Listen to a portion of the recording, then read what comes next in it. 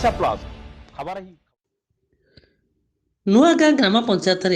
आम ओडिशा नवीन ओडिशा पंचायत स्तरीय सचेतनता शिविर कार्यक्रम अनुष्ठित।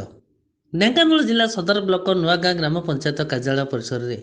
आम ओडिशा नवीन ओडिशा पंचायत स्तरीय सचेतनता शिविर कार्यक्रम अनुष्ठित हो जाइए। पंचायतर सरपंच श्रीमती सुमित्रा भूया संयोजन में अनुष्ठित कार्यक्रम में मुख्य अतिथि भाव भाइस चेयरमैन श्रीजुक्त कालिंदी बारिक जोगदे प्रदीप प्रज्वलन कार्यक्रम को शुभारंभ करते। सम्मानित अतिथि सरपंच श्रीमती सुमित्रा भूया, पीएस मेंबर श्री प्रसन्न बेहेरा, श्री संतोष कुमार भूया और चाउलिया ग्राम पंचायत सरपंच श्रीजुक्त बाबुली राउत जोगदे अन्य मानक मध्य न्याय सरपंच समिति सभ्य पाला गायक अंगनवाड़ी कर्मी आशा दीदी शिक्षा विभाग कृषि विभाग PO GRC MBK CRP SC grouper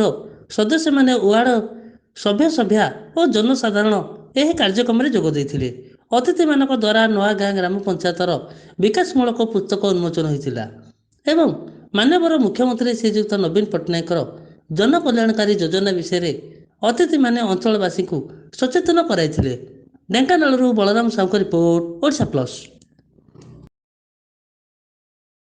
आपण निकट को यू आने आमर पंचायत स्तरीय सचेतना शिविर कार्यक्रम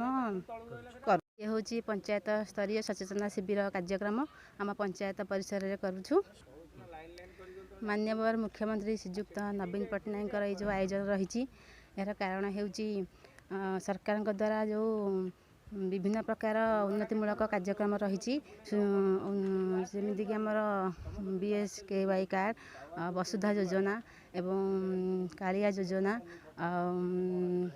5T आमर स्कूल कॉलेज नवीकरण रूपांतरण एसबू विषय आपण मानक अवगति करवा एवं किछि योजना रे आपण माने अवगत अछंती एवं किछि योजना आपण माने जानि नाहंती ताकू अवगत कराया पई आपण आमर ग्राम पंचायत रे ए जो मंच गठन करा जायछि।